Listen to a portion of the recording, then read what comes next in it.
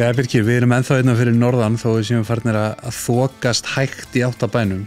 Já, við erum samt núna norðar en við erum búin að vera. Já, en hérna, við sitjum inn í fljótunum í hljóðverinu sem að tilheyrir Deplum. Þvílít mannvirki, þetta er æðislegt að vera hérna. Steini tók, hann Þorsteinn tók vel á móti okkur sem er svona veiðistjórinn hérna á Deplum og hérna sýndi okkur allt sem að tilheyrir hérna starfseminni og fræddi okkur. Og við fengum að nota þetta forláta hljóðver og við spjöllum hann, fórum yfir allt þeim mitt eins og ég er búin að segja sem tilheyrir Deplum og hans leiðsögn og bara feril sem veiðmaður og merkingar og sjóbirtingi í Húseyjarkvísl og já, alls konar áhugaverðar pælingar með sjóbirtingi sem kemur svolítið svona seinna í partin í þættinum.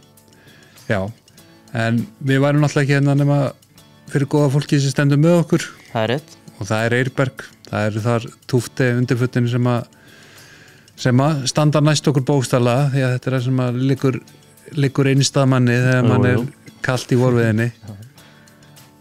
Og svo er það sjálfsögðu vinur okkar Doddi og Gunni í veiðifélaginu sem að standa alltaf vaktina og það er Nóatún 17, þið þekki það. Þekki það, kíkja á strákana. En við erum með sérstaka styrktaraðara líka sem ger okkur kleift að koma hérna á Norðurbyrkir. Já, það er bíllinn góði sem búin að bera okkur allar leið. Já, það er Afis bílalega, þeir standa með okkur og gera okkur kleift að koma hérna. Rafinn skriði liggur í appelsínugulur viðvörun og þetta hefur bara gengið smúð hjá okkur. Já, bara ekkert mál, koma allar græðunar allt í skottið og fá vel okkur strákana. Já, en svo er það veiðuríkið. Siggi snillíkur, ég heyrði í honum og hann bara auðvitað komið ykkur norður, ég græði þetta. Já, hann tekur öllum pílu áskorunum. Já, endilega farið og komið við veiðríkinu og ef það er ekki ómikið að gera, skorið á kallinni pílu. Hann lofar að gefa ykkur þumal þykka Akureyrarflugu ef þið vinna hann. En Þorsteinn, njótið. Steini, velkomin í Hylinn. Takk fyrir það. Herri, þú tókst höfðinglega á mót okkur á Deplum. Já. Og sýndir okkur svona það sem bara hér er. Þetta er náttúrulega bara eiginlega, manni fallast hendur. Þetta er bara það sem fyrir mig er þetta bara orðið svona venjan. Nú er ég búin að vera henni í 3 ár, eða 4. ár. Gæta í 2 ára undan hann, en það er gaman að geta sýnt ykkur þetta.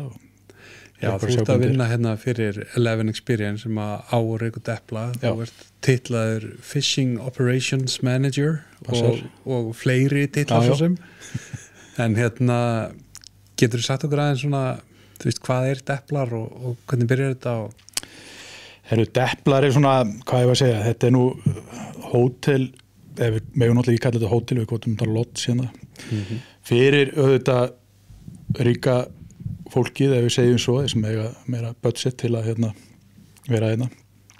En þetta er keðja sem er hvað ég var að segja, svona á nokkru stöðum með heiminn, fjölskyldufyrirtæki og byrjar í Colorado, í Cresty Butte. Þar eru höfuðstöðvarnar. Og þetta rekur, hvað ég var að segja, þetta eru svona skíðaveiði og svona afþreifingar. Já, svona útivist. Já, mikil útivistar starfsemi í gangi. Já, þannig að þetta er ekki, þú veist, þetta er með svona kannski fólk átt sig ekki á því að þetta er bara partur af keðju sem er þá, þú veist, hvað er þetta, Bahamas, þetta er Chile, þetta er Nýja-Sjáland, Frakkland, Bretland aðeins og svona, já, eins og ég segi, stæðstir í Bandaríkjunum. Og þetta er þá svona, einmitt, svona kannski öfgaluxus. Já, myndir svona segja það, þetta sé það fyrir allavega nokkuð svona almúðan á Íslandi, þá er þetta svolítið auka luxus.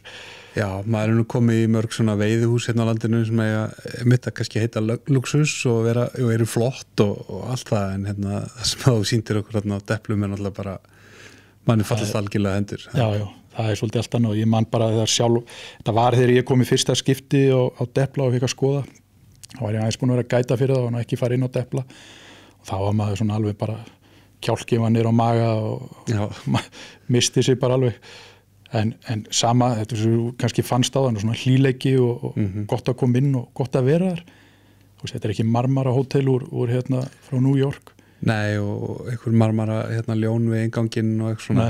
Nei, en bara þetta heimilislegt í rauninni, sko. Já, þeir eru að líða eins og sért heima. Oft að geta vappa bara á sokkunum og þeir eru bara að líða og sért heima hjá þér. Hvernig þú veist, eins og kúnarnir sem koma á Depla, þú veist, þeir eru búin að panta sér og einhverja viku, þetta eru hópar sem að kaupa þetta mikið upp eða ekki? Jú. Þú ert þeir eru 15 manna hópur að koma, þú veist, þeir eru að bjóða upp á veiði, það er skíði, það er kajakar og bara nefndu það. Mér skilst einhvern veginn á þér að það sé bara allt í boði, þar sem að það er bara tailorað fyrir hvern og einn. Já.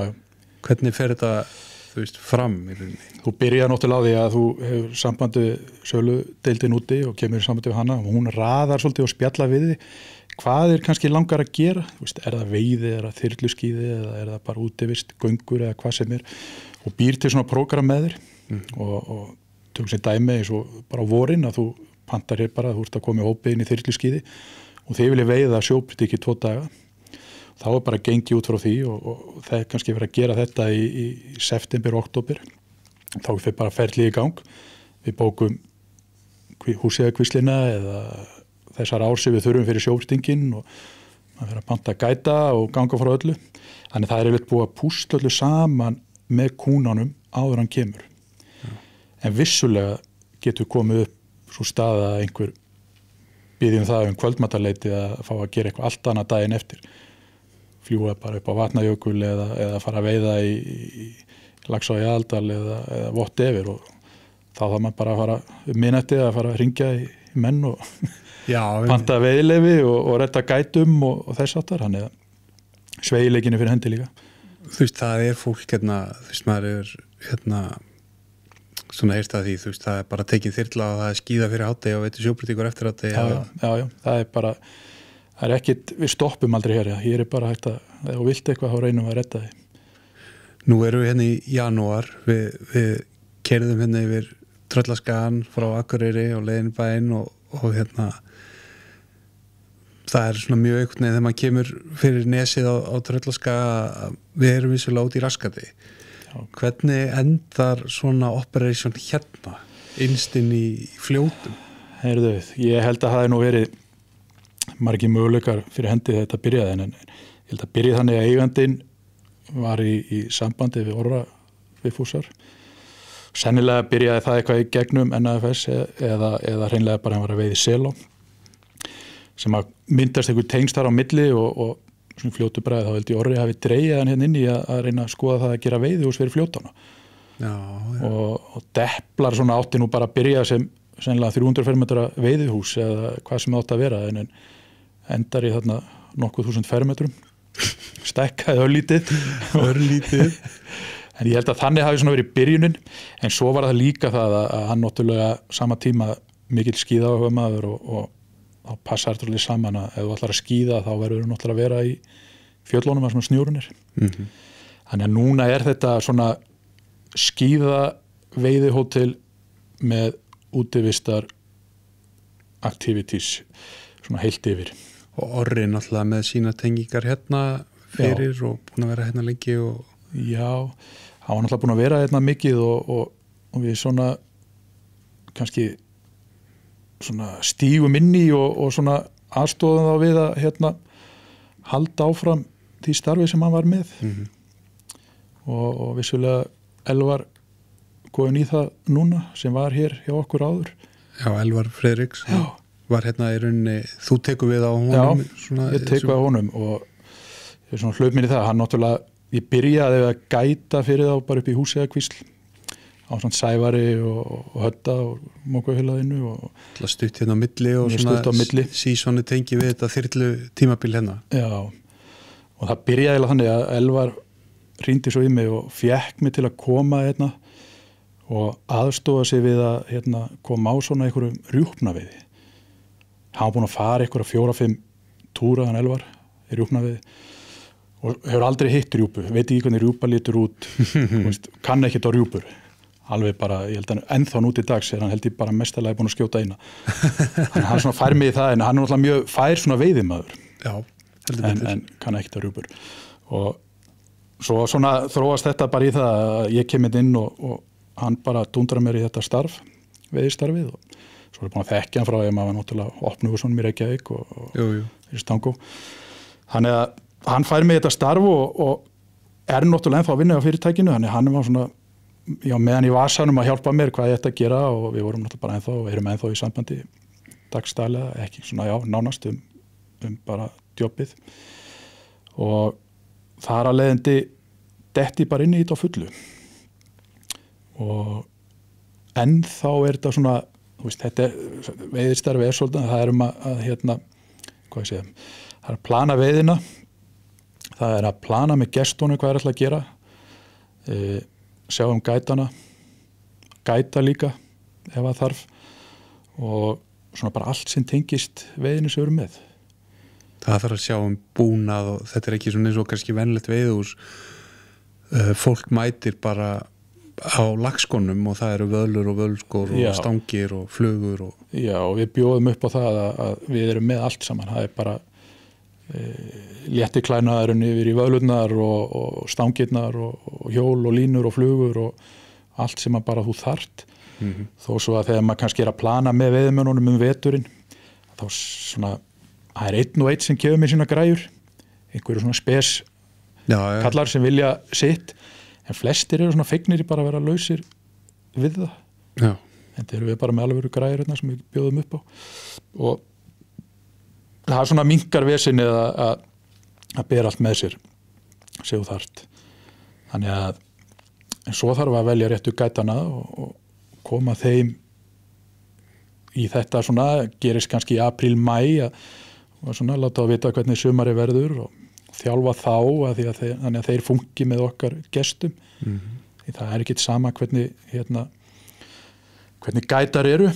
Nei, og þetta er keðja, það þarf að vera ákveðin standard og samræmi Já, því að við sjáum náttúrulega þetta er ekki það að gætin býði bara út í ánni, hann getur verið að keyra gestunum, sjáum matinn fyrir þá, hjálpaði með drykki og hjálpaði með völur og þetta er ekki bara það að hann hitti það út í á og segja honum hann eða kasta þangað og máli dött. Ég hef mitt þú veist, ég tekið á móti gestum frá okkur og þetta er svolítið þú veist, maður þarf stundum aðeins að bíða, þú veist, það er náttúrulega margt í boði og þeir eru náttúrulega að beisa þér hér og ferðist svo út frá því, þeir eru ekki að fara í þessi veiðuhús. Það er einmitt svona, þú veist, það er að kalla það nesti, kannski ekki alveg rétt orðið yfir matinn og svona aðbúnaðin sem flæðir með, sko. Nei, þetta er svona, við erum náttúrulega búin að búa til okkar línu með mat og annað, hvernig við viljum hafa þetta og við förum bara alla leið með það. Það er ekki bara þessi flottu maturinn og hóteli heldur bara, þú veist, næri þetta alla leið. Þetta næri út í á, þú veist, þetta er upplifunin fyrir gestina, hún bara nái alla leiðina. Þú veist, þannig að við erum að passa okkur þú veist, þegar við keyrum úr ánni hvort sé með bíl eða þyrlu, þegar við farum tilbaka, þá sé bara gesturinn ennþá með, ef hann er svangur, að bara færa hann að borða, hann fá upplifun alla leið. Þannig að þetta er þó nokkuð marsjóðast að hugsa Þetta er niður í smáatri hjómar eftir, það er ekki bara serriturnar sem eru mertar eða kaffibóllanir, það eru tuskurnar utan hnífapörrin og Já. Það er bara allt og þú vill líka sko, þegar maður öll nóttin og kvöldið áður fer ég það að hugsa sko, já, heyrðu, ég er að muna til þessu, ég er að redda þessu, en svona þegar maður var í gæturinn í gamla daga, þá er litt bara beðstói vöðlunum úti. Gætin kom til þín, veiðmaður kom til þín og var þá bara klár, þú hefur ekki áhyggjur á honum, ef hann gleymdi ykkur þá var það bara honum. En núna er það öfugt, sko, núna hugsa maður algjörlega fyrir gestin, passa upp á það því að þú vilt náttúrulega fá hann aftur og kannski ekki endilega að hann komi aftur á Depla, þó við reynum það en hann kannski vilja vera áfram hjá okkur, vilja vera áfram hjá Levin, fara í önnur lots heiminn, fara eitthvað annað, þannig að við reynum alltaf að keyra þetta líka svona að, þú veist, tala og segja frá og þú veist, kynna við erum hér og þar og vonandi fara þá mennir í Chile eða Bahamas eða eitthvað annað og pröfa veiða þar og endi svo aftur hérna. Gesturinn svona lendir á Akureyri og á ekkert að þurfa að hugsa fyrir hann stígur aftur upp í flugvél. Nei, helst á það að vera þannig og er þannig. Já. Þannig að við erum en þetta tekur alveg á. Já, maður getur yfir það. Tekur alveg á og það hefur alveg komið fyrir að maður svona gleym einhverju, en þá reynir maður alltaf að reyna að vera með eitthvað var upp í erminni til að redda hlutunum. Já, ekkert sem að gott snikkars græðir ekki svo. Nei. En þetta er náttúrulega, við erum í fljótónum og þeir eru með fljót á bara rennu fyrir utan sundlaugina hjá okkur, má segja. Já. Og svo náttúrulega eru þau líka með Hölkná í Þistilfirði á leigu. Já, við erum alveg með hana og erum með nýlegt veiðihús þar. Glæsilegt veiðihús. Já, mjög flott veiðihús og erum með alveg bara fulla þjónustu þar líka. Og ég er að selja það líka inn á Íslendinga og ég er reynd að halda mig bara svona á sæmilegum verðum þar, þú veist, þetta er, við viljum alveg fá Íslendingana til að koma og veiða hjá okkur líka, þetta snýst ekki bara það að vera með einhverja útlendinga og loka á markaði einhvern Íslendingum. Nei. Og ég telum okkur vera alveg sanngirnisæfa leikandi á íslensku markaði með við bara aðra veiðleyfisala.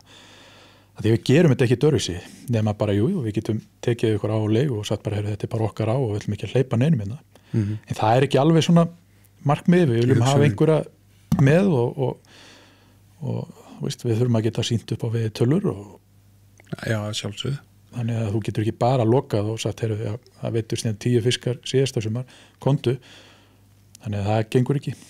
Og svo náttúrulega ert þú í Ísladau með Valla og Óla Ragnar að operata húsi að Kvísl og það er náttúrulega óhjákvæmilega tölur samgangur þarna á milli líka. Já, við vorum og það var ári ég kannski datt inn í Kvíslina svona á fullu með Valla og þeim að þá voru náttúrulega elefin með í samstarfi við Valla og hefur verið að nota það mikið þá á, hún henta bara vel, það er bæði að fara í vorviði og veiða yfir sumarið og seint á haustinn og henda með fljótáni, við reynum að raða saman með útlendingum að þeir geti kannski verið á deplum og þeir veiði í 2 daga í fljótáni og farið svo yfir og veiði í 2 daga í Kvíslinni og helst að þeir geti komið og veitt í Hölknáni líka, taka bara góða viku og svo erum við bara líka að bjóða saman, sumir vilja bara vera að fara í urriðaveiði og þá er ég að púsla því saman og sumir vilja fara eitthvað annað, við erum að fara í Blöndu, í Miðfjörðinn, sumir við ekki á flugu, sumir vilja bara vera í spúnveiði og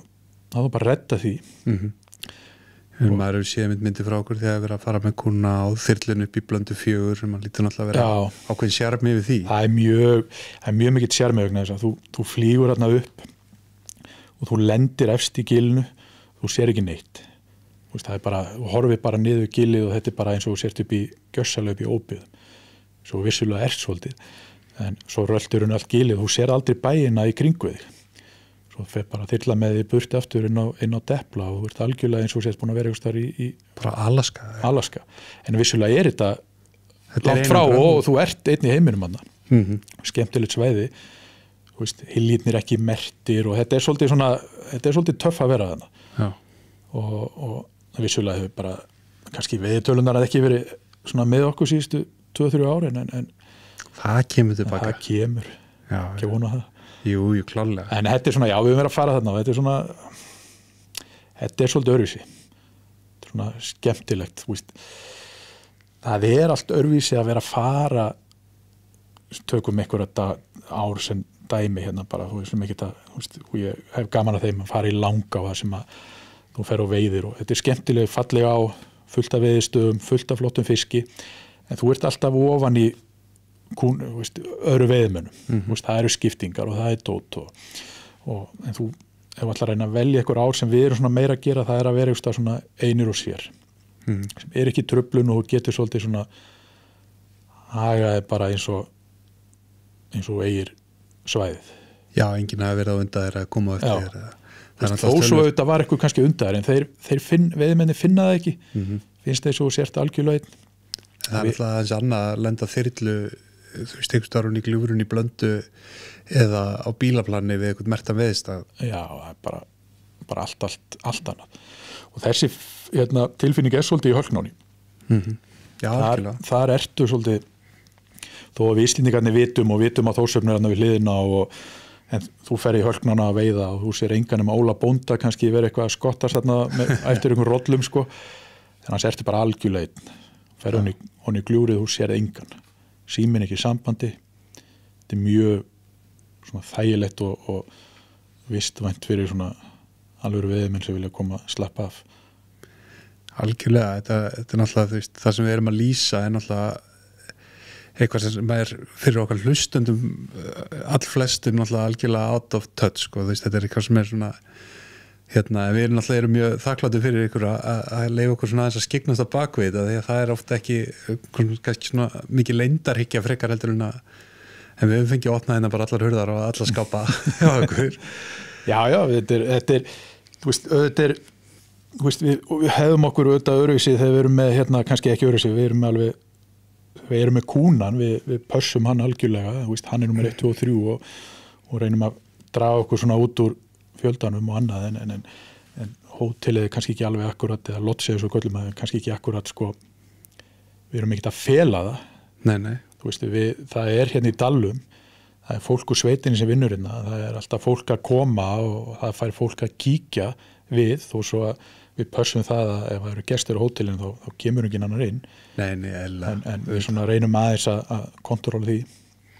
En ég nefndi Fljóta á hann sem er nú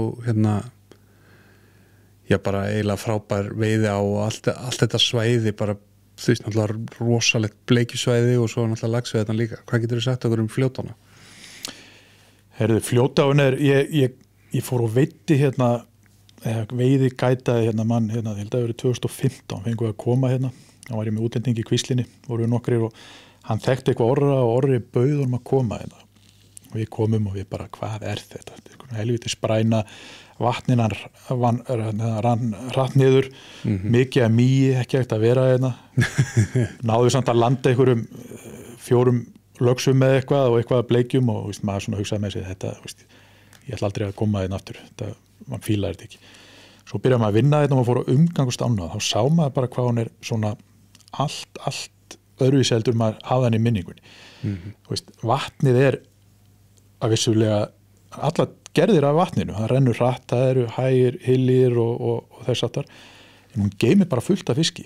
Hún er búin að vera á þetta frá veginum, er þetta svona típisk bleikju á, þú veist, það eru speklar, svona bleikjuspeklar og áin hröð. Áin hröð. Hún er búin að gefa núna hátt í 200 laxa síðustu 2 ár, sem er bara kannski gott með að við átnar á Íslandi hvernig er búið að vera. Algjörlega.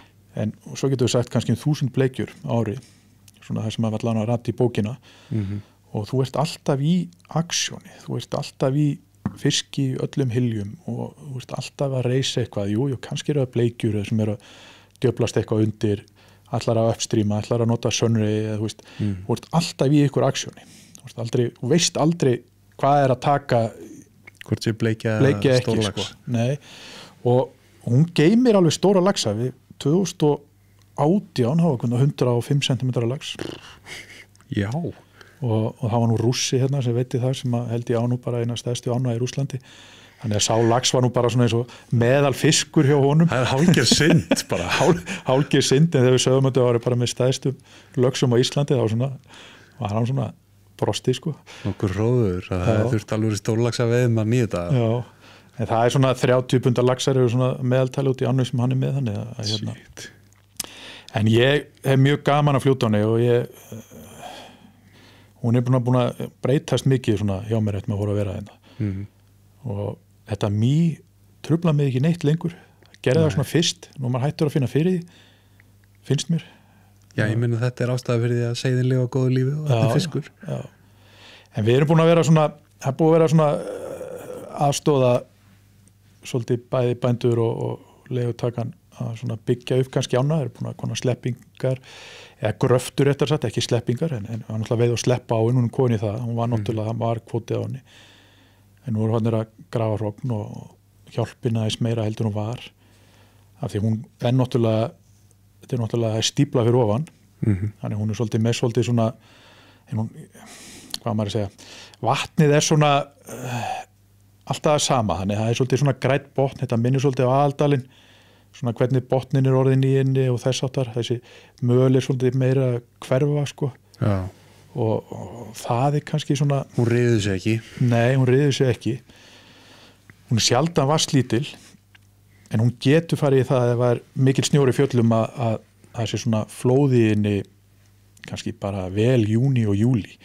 Já, bara flæðir yfir stífluna. Já, flæðir yfir stífluna en alltaf veiðileg og var þannig í sumar þá flæddi yfir stífluna og svona aðeins grænleitt en þú varst alltaf í fiski sama bara í hvað hild þú komst og hvort þú varst að hitsa eða sönreiga eða smáflugur þeir voru alltaf í þessu.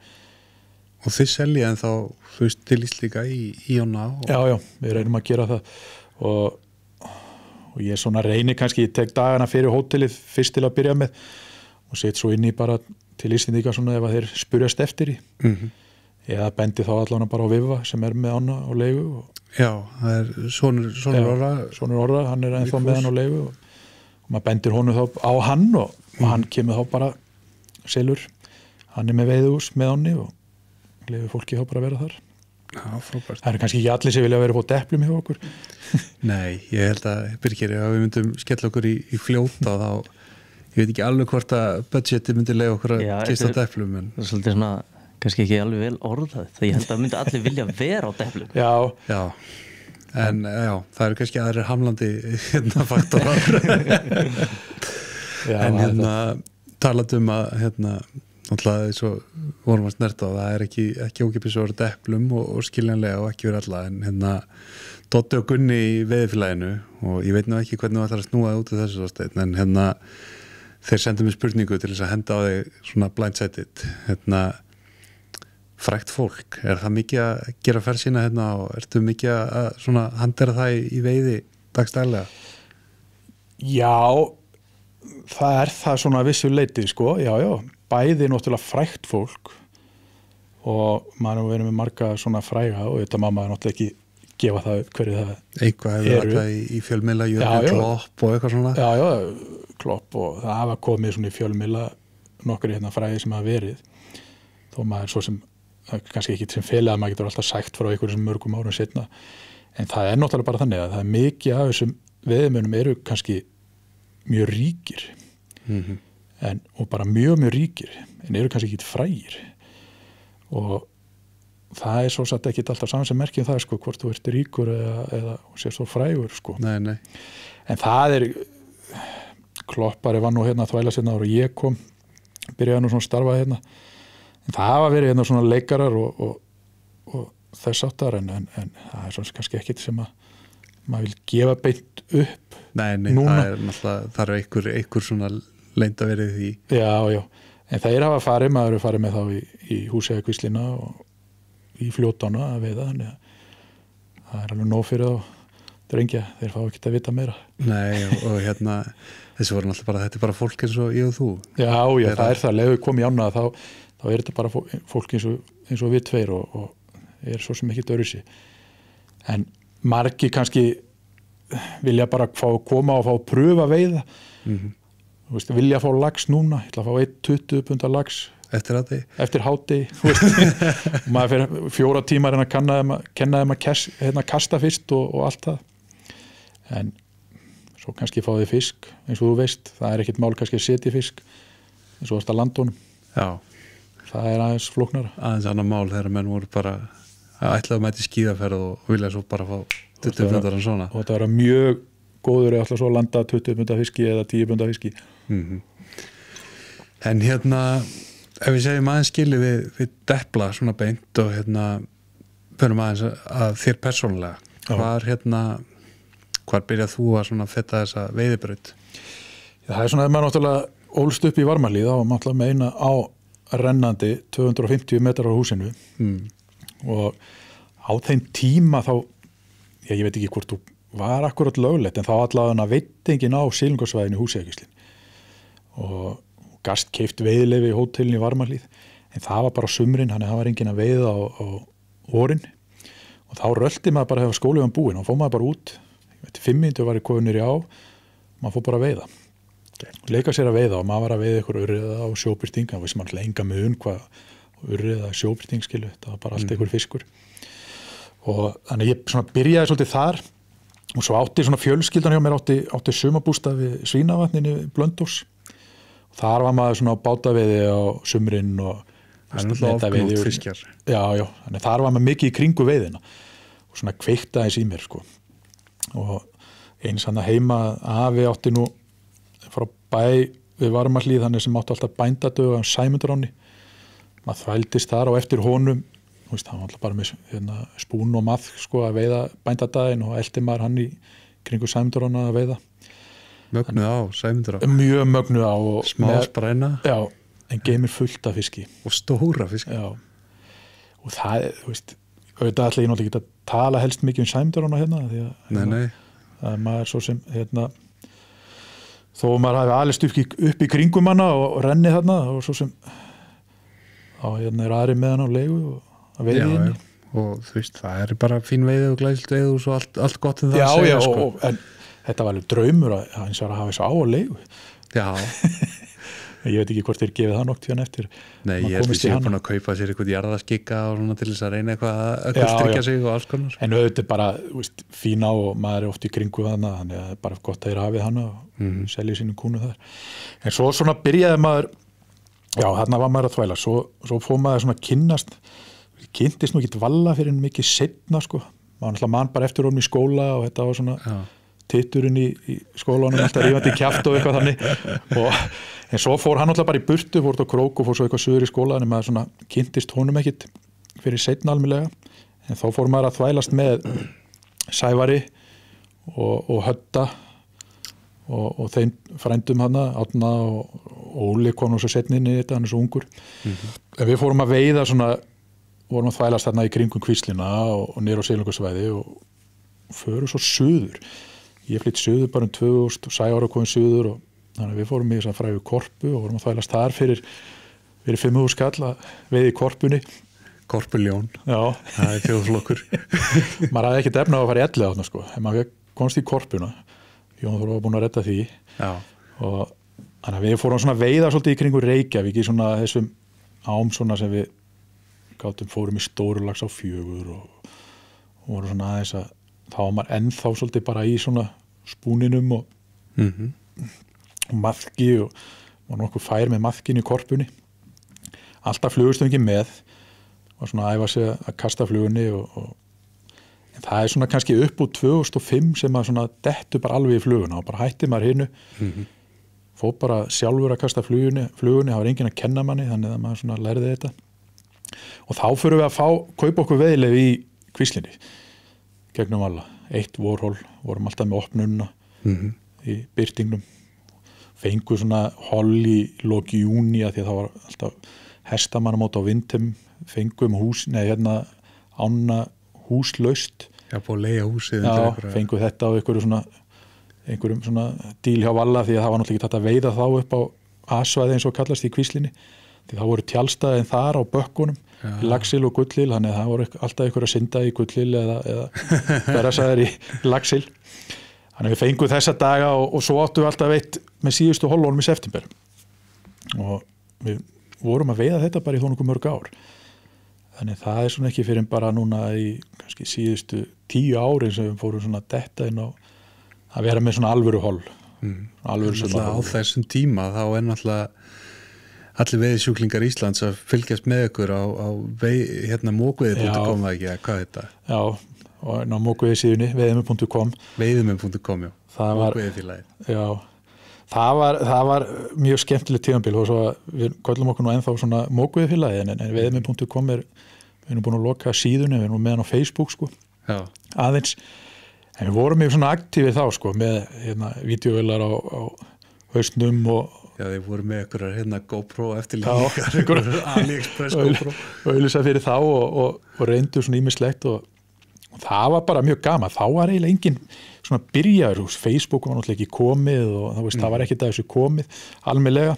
Þannig að þetta var bara vefsíða og svo settum við bara inn á YouTube myndböndinn og vorum að reyna að búa eitthvað til.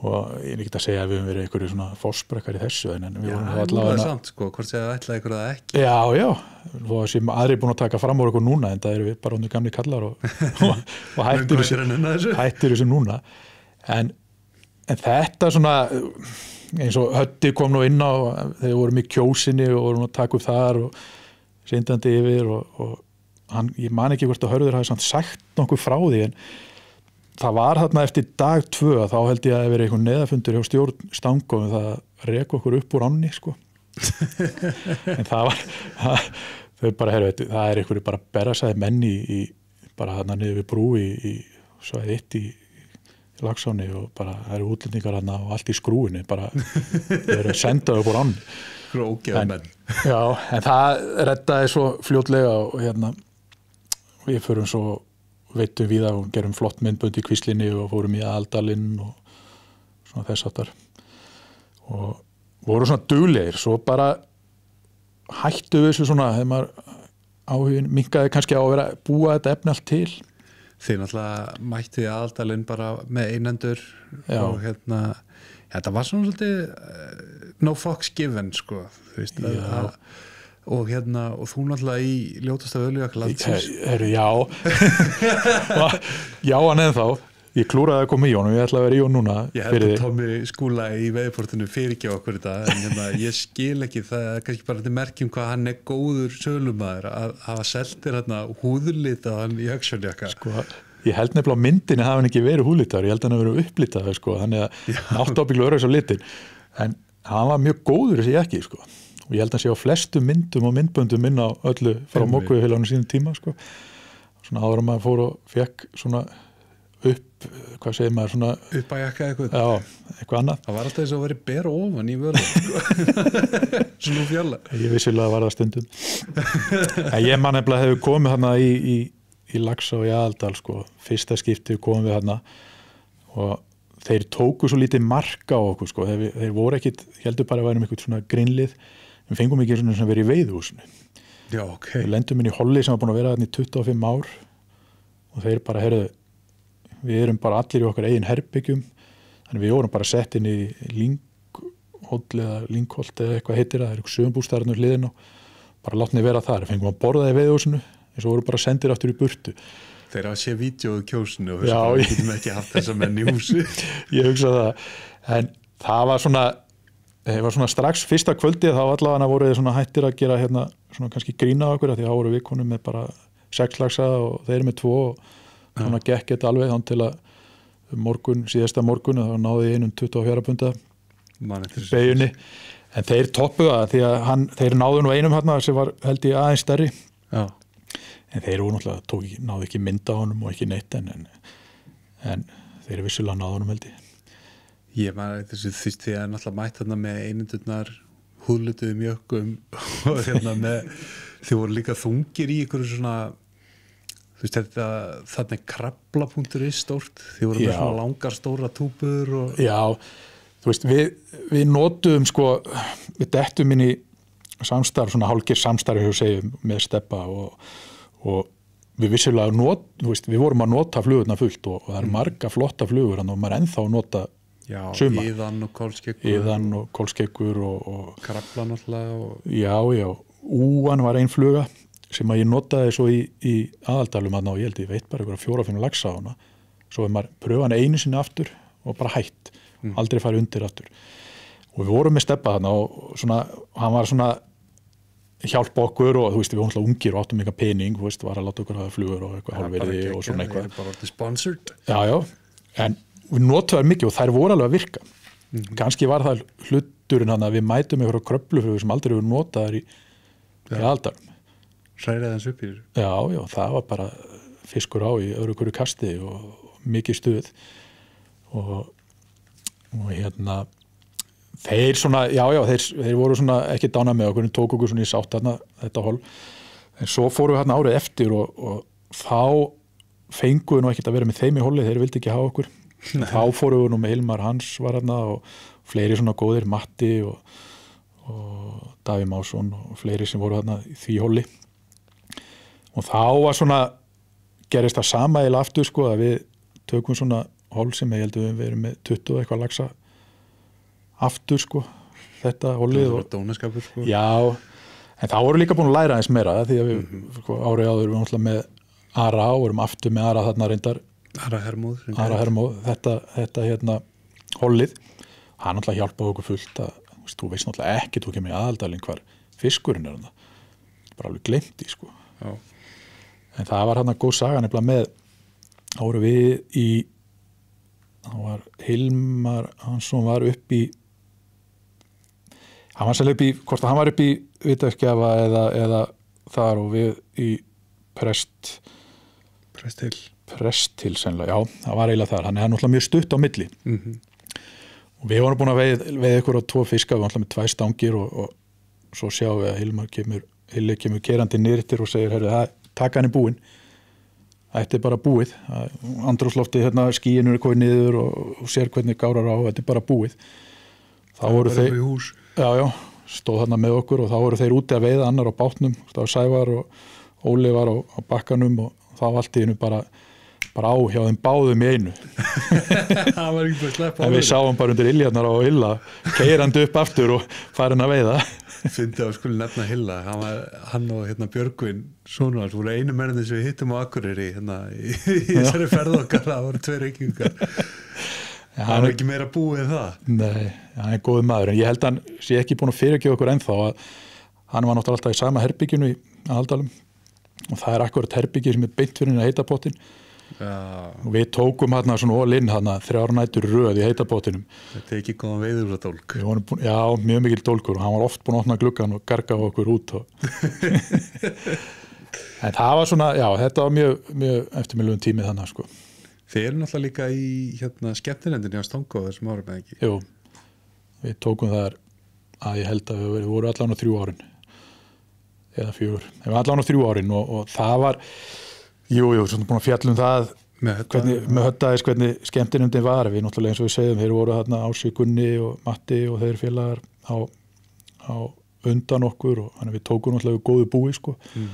Héldum því bara svona áfram og reyndum bara að keyra aðeins betur í það og svo náttúrulega dó þessi skemmtun svolítið svona eins og komið fram bara, það er ekkit breytt stemming og svona þessi salur ekki lengur. Nei, við reyndum hérna ekki við ég kom hérna á opið hús þegar það var upp í Rafvitu, ég man ekki hvað þetta heitir hérna hjá þeim sem voru, það var 1 árið það voru upp í salum hérna á. Já, það hefur alltaf verið, ég held að haldist ennþá síðast opna húsi á vorin, eitthvað svona vorfögnuður. En það bara náði ekki að halda þessu dampi ennþá þar sko eins og var.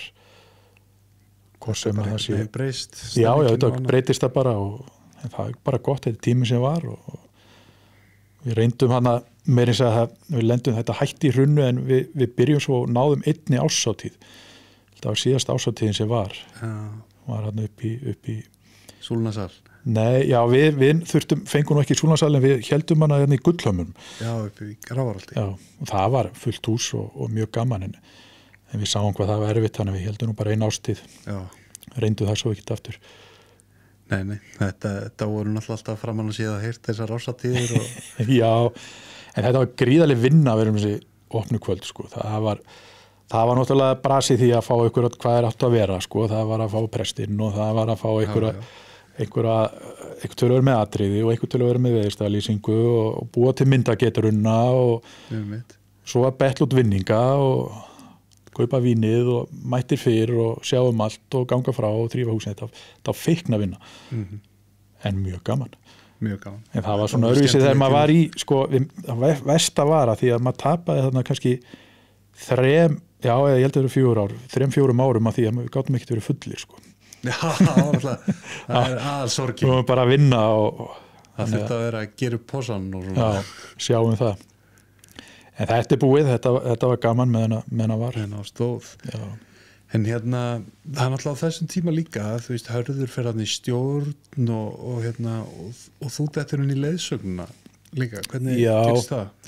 Sko, ég byrjaði mjög seint að gæta sko og hugsaði mér að ég ætlaði aldrei að vera einhver gæt þannig ég svona byrjaði Hörður dregur mig svolítið upp í Langá. Veist, við vorum búin að vera með svona bara okkar 1 holl hérna í Kvíslinni sem vorum að gæta Amerikanar hérna og þú veist það var ekkert meira það sem hann ætlaði að gera.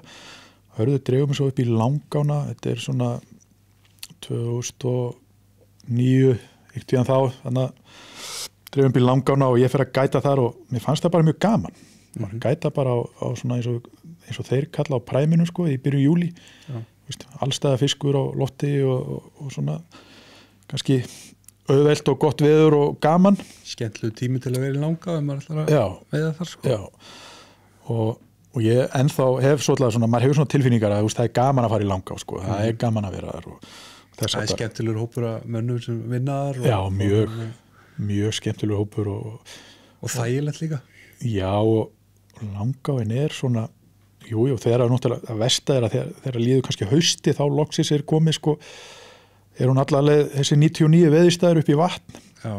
En það væri geðveikt og geti verið í byrjun júlí bara allalegin upptir. Já, ef það væri svona, þannig að þetta laxastegar, þannig að það ekki einhver svona ganga sem kemur í júni og bara spýtist eins og upp í Kjarrá eða Stórulaxá eða oft í þessu. Nei, og þú sérð þegar þú ert þarna í júlí, þú gjössalega sérð bara, þú veist, þegar gangan að fara upp einn og einn veðistað í einu, sko. Þú alveg getur bara hort á línuna hvar fiskurinn 100 fiskar í katafiskljúri og það eru hortnir í 30. Svo bara hortnir og konur bara í næsta hill og svo áfram. Svo þetta leiti þá ég aðeins í þvældist í meðan þeir voru að gæti jöklu, ég fór aðeins í jöklu, var þar allt öru sig á allt annað svona í gangi þar.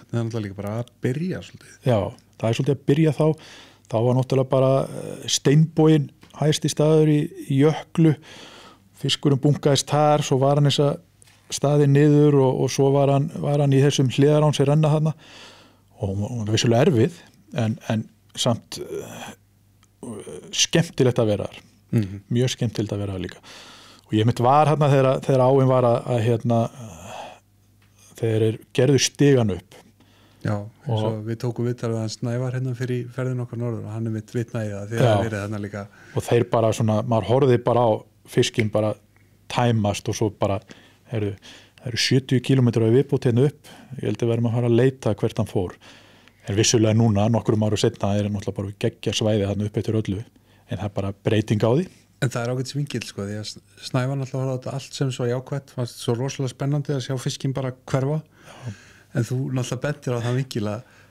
það hvarf fiskurinn úr flottum veðistöðum sem að þetta kannski hefði þurft að gera kannski hægt en þetta hefði þurft að gerast í einhvern þrepum að fiskurinn byrja landnámið uppi Já, það hefði þurft að gerast á leiðina en vissulega tókst þetta en hyljirnir sem voru bara bestu hyljirnir í ánni og menn voru bara pakkar af fiski, þeir voru bara allt í bara var engi fiskur þú veist, bara heppinu og rakst í einn og göngu en svo fór ég í Norðurána og það var nú bara hringt í mig klukkan 10 morgun og frá Stango og spurt hvort ég geti komið og gæta í Norðuráni og ég bara ég nú aldrei farið í Norðurána ekki auðvelda á að koma nei, ekki einu sinni veittan þetta var bara 10. júlí bara á góðum tíma og já, Hörður upp frá hringdi hann ég hringdi í Hörður og hann var að gæta og ég segi, ég að koma að gæta þarna eftir já, komdu bara hittu mig og ég bruna bara hendi bara í bílinn og bruna upp í Norðurá og hitt hann hann farið með fólki í hús og ég hitt hann við stekka þar og hann sýni með svona helstu hyljina hérna væri gott að vera og hérna og það var vissulega þetta var 2012 held ég 13 þegar allt var blátt af laxi í Norðuráni og ég svo keyrðum við bara upp í hús og þar hitti ég einhverja pallinum með einhverja íslenska veiðmenn sem sátu þær í rólegheitum og voru bara að drekka hvítvinn og hafa það næs og þau segja, já, ert þú að koma að gæta? Ég sagði, já, þannig að þú ert að fara að gæta frakkana. Ég sagði, já, allir ekki, ég veit ekkert hverju að fara að gæta. Nei, þeir tala enga ensku, þeir rati ekki neitt, þeir viti ekki neitt, þeir eru búin að væplast inn og svæði sér ekki að vera á og það er gott að fá okkur sem talar frönsku. Ég bara, ég nú bara í vesinu með enskuna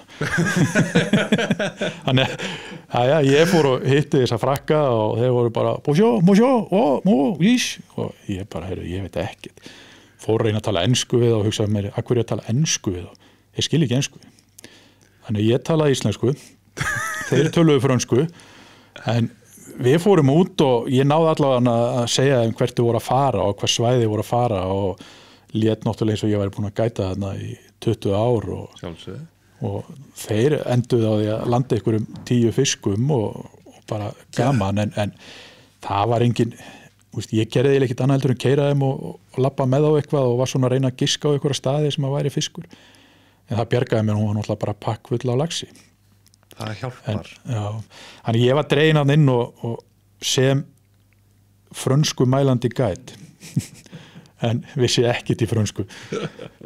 Eina sem ég veit núna að mús eins og ég segja, það er fluga, það er sem sagt mús, það er agnið. Það kannski einhver frönskumælandi sem hlusta að senda einhver skilabóð ef þetta stæðst hjá en kannski þetta ekkert rétt. Það bara að kalla hálfvita. Það getur verið. En kannski þetta bara eitthvað allt annað. En þeir voru, ég nefnilega, annar var 2,20 á hæð og hinn var 1,60. Hvernig er búin að veiða mikið saman. Þetta verið eins og Ólafur Ragnar og Valli. Já, þetta voru eins og þeir frændur, svona svipaðir. Nema þessi Harry, hann þurfti ekki nema bara að snerta vatnið með völuskónum, þá misti hann allt svona jafnaðiski. Hann náði gat ekki staði lappirnar og jafnaði farið og svona. Og ég var að vaða með hann fyrir ofan á brotinu fyrir ofan fossinn og sem að veður yfir. Og svo sá ég bara fisk að vera að stökkva þar. En við bara fórum og köstuðum þar, lönduðum 2 fiskum þar og svo stóð hann með fiskin á og fiskur var einhvern bak við hann og hann stóð svona því hann gæti ekki snúið sér og ég var að landa upp á brotinu og þetta gekk. Við lönduðum sem fiski og þessum fiskum en þeir bara fóru kátir heimi, ég hef aldrei heyrt í þeim aftur, þeir hafa ekkert vilja hafa mig hérna. Sem frönskumælandi gæt. Það er nógu erfitt einhvern veginn að redda gæt með stundum verið á 10. júlí þó hann sé ekki frönskumælandi. Já. En þá ætluðu þeir bara að koma hann inn og vera gætlausir og þú veist, þeir vissi bara ekki neitt, vissi ekki eins og hvað slóðaðir voru að taka, sko. En eftir þetta, svona detti ég bara á fullu og fyrir að gæta meira í Kvíslinni og kem svo hérinn, gæta hér fyrir Eleven í Kvíslinni áður ég fyrir að vinna og svo eftir ég byrja hérna bara að vinna hérna, þá bara er ég að gæta í Hölknáni og ég er að gæta í Fljótáni og gæta upp í Kvísl og vera með veiðimennina að sjá þá líka á sama tíma og þetta er ekki alltaf gæt stundum með maður bara séum að keyra á eða fara með þyrlunni og fara með á veiðistæði og kynna á fyrir gætunum og bara svona alls konar utanumhald og já, bara og því svona veturna ert í þú veist alls konar viðhaldi og svona líka sko. Ég meina það þarf að pússa veiðistangirnar og fara með bílinn í smur og flota eitthvað gólfi eða mála eitthvað vegg þannig að maður fer bara í allt sem maður er í boði hérna. Fínt að vera með sjóan og björgunarsveitinni hérna líka. Þetta er mikil snjóakista hérna. Já, ég vissi nú þó að sé ekki langt upp í Varmahlíða. Það var náttúrulega voru krakkar hér með mér í skóla sem voru náttúrulega inn á Fljótónum og frá Deplum og þau ferðuðust bara á föstudögum þeir voru að fara heim til sín með snjósliða og snjósliða aftur nýr á vegu á sunnudögum og voru svo bara heimaðust upp í Varmahlíð. Og maður pældi aldrei í því fyrir maður fór að vinna þetta. Það er bara kaf snjór hérna á veturnar. Því oft er mjög það er allt öðruvísi veður hér en bara inn í Skagafirði það er bara allt annað og þetta getur verið 2 metrar af snjó hérna yfir öllu og eins og hitti fyrir að voru ekki opið hérna upp til 8 vikur sem var mokað upp í Depla við ferðum bara á snjóslöðum og snjóbíl og þess aftar til að komast inn Það er náttúrulega ákveðin geðviki en kannski eigur eitthvað á upplifuna kannski fyrir fólk sem býr í New York eða eitthvað að lenda í svona Það fyrst þetta alveg flestum finnst þetta ábyggilega gaman svo er ábyggilega sumi meinilokunar kent og finnst þetta alveg ómögulegt að geta vera fastir og það er ekki að komast neitt og líður kannski illa en flestum náttúrulega fíla þetta bara alveg Sko, ef maður ætlar að fá cabin fever eitthvað staðar, það var ágætt að fá það bara á Deplum síðan svona eftir túrin sem við fengum hjá þér. Já, þú vilt endilega geta verið lokaður á þessu hóteli og þarf það að vera lokaður inni. Ég skal alveg taka þetta sem mitt sótkvíjar hótel, sko, þegar það kemur. Já.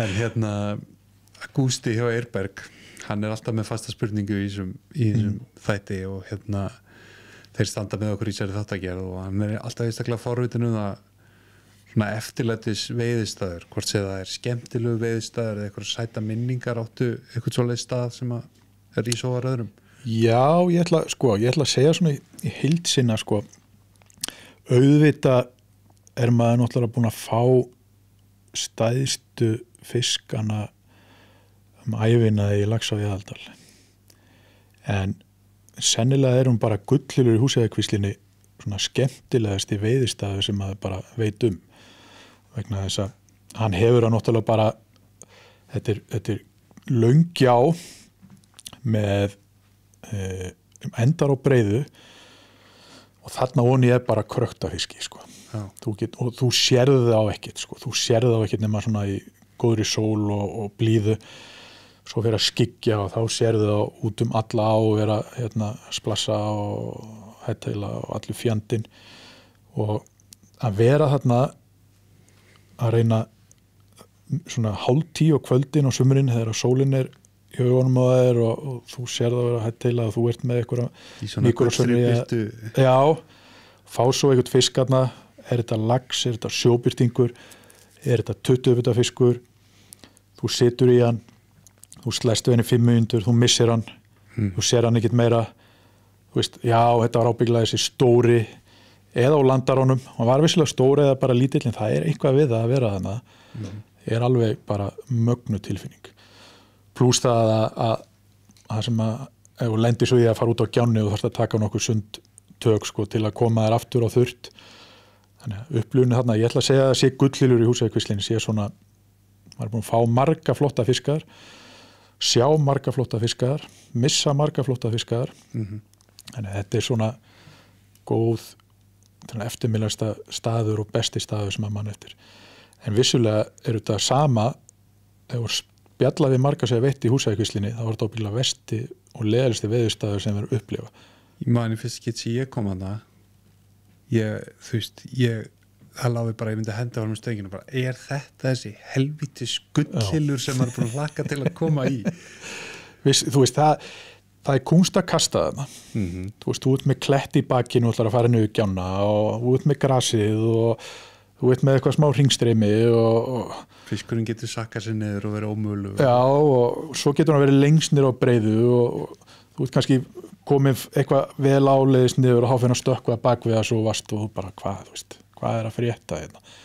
En það er bara eitthvað, þú ert búin að vera hérna í mörg ár, þá er þetta bara eitt bara skemmtilegasti staður sem maður getur upplifað sko. Það er náttúrulega, þú veist, kannski framar öðru við Húsavíkurkvísl, náttúrulega stórlita sjarmanum við hana er sko, þú er sjálf gaman að veiða og svona, en það eru náttúrulega þessi fiskar, það eru náttúrulega þessi stórlaxar og náttúrulega þessir fáránlegu sjóbirtingar sem það rekur í hana. Já, og vissulega sko, það er mikið af stórlaxi í Húsavíkurkvísl, ef við bara segja það þannig. Þú verður kannski ekki mikið var við hann, vegna þess að þú ert svo fyrir ofan Gullir, ertu með fossinn og gljúrin þar niður sem bara felur fiska allt sumarið. Af því að þegar við erum kannski mikið að veiða þarna í september og alveg fram í október og auðvitað lokal laxaveiði í september og mikið að gæta þarna, en þú fer að vera var allt í einu fiska seint hausti sem bara er ekki búin að sjást allt sumarið. Og þannig þeir eru sjálfst að fela sig í fossinum annað, en það er svona kannski, hún hefur svona eitthvað limit, þetta eru svona 100 kallar, þú veist, þetta er svona lava 99, 100, 101 kannski, þú veist, það er sögur einn og einn svona stærri, en þetta er svona línan, þú er kannski ekki 110 cm fiskum hana. Nei, eins og þú getur lent í aðaldalinu, þetta er svona línan, en aftur á móti veistu aldrei hvernig stóru sjóbirtingurinn tekur sko. Og hann er svo, við erum svo sér rætt, þá er hann náttúrulega komin í ána þannig bara lok júlí, byrjun ágúst, en ég er hins vegar með þá kenningu að hann sennilega hlutið þessum fisk bara fer ekki úr ánni, hann bara sunka sér niður í Gullhyl, liggur undir börðum, liggur undir klöppinni þar, þú veist, bara frá vori og er bara hann í sumari, vegna þess að það er svolítið skrítið ef allt í einu 20. júlí eða 1. ágúst á veiðir ykkur, þú veist, 90 cm sjóbirting í Gullhyl, engi búin að vera var við hann alla leiðina í ánni, þú veist. Þetta er þessi fisk sem búin að hafa gengið bara árið áður eða? Bara búin að vera allt sumarið, bara búin að liggja síðan vorið, liggur bara undir klöppinni, undir þú veist, það eru börð þarna því þú sér bara litin á þeim, hvernig hann er oft verið komað hann, og þetta er þá meira kannski þessi pjúra hrygningafiskur sem er í ánni, og ég held að sé svolítið svona munur til ég nú maður bara svona að svona með sín eigin svona hugmyndir í kollinum að því við verið að merkja sjóbirtingana mikið, og hann á það til að hverfa, og hvert hann fer vitum við ekki, að við kannski merkjum fisk og hann veiðist kannski vikunni eftir í ánni einu sinni, en svo sér hann ekkert aftur fyrir 2 ár, veiðist ekki árið eftir, bara allt í einu poppar upp eftir 2 ár, og ég held sér svolítið munur á þessum geldfisk eins og við köllum og þessum pjúra hrygningafisk og ég tel að hrygningafiskurinn fari síður úr ánni hann fer ekki niður sjó að éta hann bara meira í ánni fer kannski niður í vatnaskil fer kannski í hérasvötnin liggur þar eitthvað, fer aftur upp í ána eða bara hreinlega leggst í dvala í ánni yfir sumarið En hvað nær hann þessum massa? Þetta ekki mjói fiskar, við erum að tala fiskar sem eru 3 hæði með risi og eitthvað þarf að éta til að ná að þroska rogn og svil og það bara spurning hvort hann sé ekki bara étandi í ánni þannig á þessum tíma þó að þetta fá ekki mikið æti á veturnar en þú sér það eins og þú ert að fá þú ert að fá geldar á vorin sem svolítið spikfeitir að þú bara hvar var þess að éta 1. apríl við lentum í því heldur betur í vor og ég allavega eftir sem að maður merkir fleiri veiðir fleiri og ári líða þá eiginlega veit maður minna í sjóbirtingin heldur maður hélt það kemur eitthvað að maður búin að herra ég búin að krakka í kót núna veit ég allt birtingin svo bara, nei, ég veit ekki hann. Mér finnst þetta oft líka eins og með vorveiðin í Kvíslinu því ég er búin að vera þar næstu í 10 ára eitthvað og maður kannski 20. apríl eða eitthvað og maður getur svo svari fyrir það bara allir stóru fiskurinn farin maður fær eitthvað 50, 40 og eitthvað stapuna og eitthvað og bara, þetta var ekki vorið okkar svo var hann að helvítiðan Stjáni Ben með eitthvað að breyta kannski 2 vikur seinna bara eitthvað 10. maí eða eitthvað og þá lenda þeir í skoti af 80-90 cm fiskur hvaðan þessi helviti fiskar að koma því að þeir voru ekki að það er yfir Nei, það er 20 stöðunni það það að þeir séu náttúrulega meiri hreyfingu heldur en að við bara höldum og eitt dæmi það að við fengum ári og Sævar í fyrra hausti til veitum, þetta var í október, við vorum bara við í Kvíslinni fengum Sævar fekk 55 cm eitthvað geldfisk nýgengin þau vorum með hann var svo silfraður og feitur niður í vatnaskilum, efri skilunum eins og við köllum og alveg stökkvandi út allt og við löndum honum og bara nýgengi, þeir eru bara vaðið bonna svo bara, hann mertur lítur að mertur í fyrra nei, þá hefði helvitiðan Valli fengið hann 10 dögum, 15 dögum áður en hann var að gæta upp á laxasvæði jafn silfraðan, jafn feitan en nú var hann komin á laxasvæðinu og komin niður eftir 10 dögum setna, búin að færast niður 10-15 hilli þannig að það eins og ég segi, annarkvort þið bara á miklu meiri ferð heldur maður grunar, því alltaf heldur maður bara birtingurinn sé að mæta hausti til og hann sé bara vaði upp ána og áfram upp svo sakja sér niður vorið og svo fer hann út í sjóar horfin ég heldur bara, þeir bara ákveða að vera þessum hil í dag og hinum á morgun og auðvitað á vorin það líka, það erfiðara sem líður á vorið þegar það kemur fram í maí við erum með bjartari daga, við erum með meiri sól, við erum meira logn, jafnvel og eitthvað svona, að þá verða það náttúrulega viðkvæmari líka í ánni. Það erfiðara við á eiga, aðeins, skiluru. Og þeir láta sig bara hverfa. Maður hefur nú oft velti fyrir sér eins og þarna, ég held að það sé heilnum með 19, þarna fyrir ofan neðstu brúna á Húseyjargötu Ísland, kemur nú svona stóra espi. Það hljóta að vera þarna holbakkar sem geta náð tölvöld langt undir og vorum búin að velta þessu fyrir okkur félagarnir og svo Kristján Gylfason félagið minn situr hann í risastóran sjóbirting og með hann lengi og ég bara þarna sem að leggur bílnum og svona fylgjast með þessu og svo sér maður bara línuna fara undir bakkan, hann stendur á svona mal, drullu botn einhverjum og línun fer bara að honum en aldrei kemur fiskurinn að sökk tömurinn upp úr það neitt, svo fer hann bara undir hann og það bara svona og svo bara undir barðið Þetta bakkarnir allir svona þetta náttúrulega mikil sandur þannig að náðu náttúrulega sjórin langt upp í gamla daga þess vegna og eitthvað þannig en undir þessu sandi allstaðar svona harðir svona leir moldar bakkar og við kannski sjáum ofta að vaða þið finnið sandin svo allt í einu bara konið niður úr sandin og finnið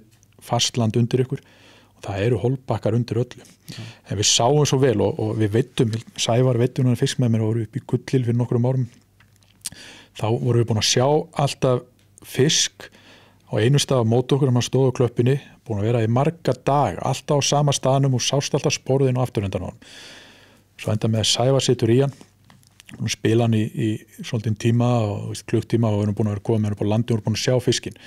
Hann var gjössalega flekkóttur. Hann var svo svartan haus og hliðina öðrum megin og svo var hann bara speilbjartur hinn megin. Þannig hann hafði verið búin að kýla sér just þar undir barðið með hausinn og annað. Haldið að hann væri allir undir. Já, nema hann sást alltaf í restina og hann var eins og hann var bara... Já. Þetta segir fór aðeins að íti mann að þeir væri svona Hárlínan og Donald Trump já, mjög svipaðir en þetta svona segir mann, þetta sé svona aðeins hérna þeir séu meira heldur við höldum en veist, hvernig ætlar að rannsaka þetta það er mjög erfitt ég held að við vitum þó nokkuð mikið laxinn teljum okkur vita svona mest laxinn þó við vitum náttúrulega ekkert hvað hann gerir en við erum út í sjó almennilega, við vitum að fyrir eitthvað til Grænlands eða neytufæri en komið svo aftur resokátur en með sjóbstingi vitum við ekki neitt.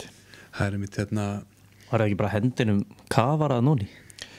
Jú, ég held að það væri svona næsta mála að fara bara að pröfa að kafa því að snorkla þetta bara. Já, ég sjáu eins og með Laxá í Kjós. Nú höldum við og við gerum alltaf, við seljum kvíslin í júní er eiginlega ekkert veitt. Því það á ekki verið eitt fiskur þar eftir, örfórur eða eitthvað svona. En sjáu eins og Laxá í Kjós, það sem er ekki birtingurinn í Kjósinni allt árið kring. Bara í loki júní bara. Hann er horfinn í byrjun júní og mætir eftir í loki júní. Auðvitað fara fiskar niður í sjó í apríl, það fara fiskar miðan apríl og svona gengur það bara. Og mismunandi milli ársvæða. Já, og svo fer fiskur aftur og komið upp í ána meðan aðrir að fara. Það er ekki bara það allir fiskurinn fari annan apríl og komið svo bara allir fiskurinn í sama tímanum. Ég held að fari bara svolítið upp og niður. Kunningi okkar hann Heiðar Valur Bergmann, ég veit hvað kannast líka hann herbyggisvilaði minn úr Langá það er ágætt að ég noti þetta ágætt segvi og tækifæri sko, það er viðtal við hann í nýjasta veiðimannunum sem hann er að lýsa uppáhaldsveiðistaðan maður fekk 20 punda lax í Bjarnalögn í Haukadalsá sem er nú öllu óviðkomandi nema hann var þá að gera stafsetningavillu og hann ætlaði að skrifa tökustaður en það einhvern veginn var það orðinu töskustaður og þá fóru við endilega að lesa þetta og finni töskustað en þá fóru við með ræði hvað er töskustaður og töskustaður er svona svolítið eins og holbakkinn sem Kristján stóð þegar sjóbirtingur fór undir það þannig er bara töskustaður sem getur geimt sjóbirtinga og fisk bara endalaust og þú ert aldrei að fara að veiða þá þegar þeir eru þarna og maður sér fyrir sér lítið vatn, tært og bjart og logn, þá bara rennaði sér inn í töskustæðin svo út á tökustæðin sko, þegar að skýt og það var það sem Heiðar ætlaði að segja þetta er ekki staðstíkall en töskustæður, þetta er nýjast orðið við sáum þetta fyrir okkur að Pokafoss í Laxá í Kjós er skemmtilegu veiðstæður koma varlega að mótni og þá er hann í hvítfrísinu efst en svo rennur hann sér í töskustæðin eða kemur stigða á hann það er nokkuð gott þannig að þetta er nýyrði frá Heisa við erum að nota þetta núna það er klárlega en já þannig að þetta er náttúrulega með sjóbirtingin í kvíslinni komum aftur að því það er náttúrulega líka fljótið sjálft Hérarsvötnin sem að rennur hérna út í neðsta svæðið ánni er bara óveðandi á haustin oftast og svo er hérna mikla vatn sem að þessi títnenda Sæmundur rennur út í og svo er náttúrulega rækjurör á Söðokrók og mikið svona aðfallasvæði hérna ósinn ég held að þetta sé allt eitt stórt svona vatnasvæði fyrir birtingin vissulega hrygnir hann mikið í kvíslinni en er hann ekki bara í Hérarsvötnunum er hann ekki í Sæmundaránni er hann ekki, það er birtingur inn í Fljótánni í vötnunum hér og ég held að heilt yfir þá sé þetta svæðina bara fyrir norðan svona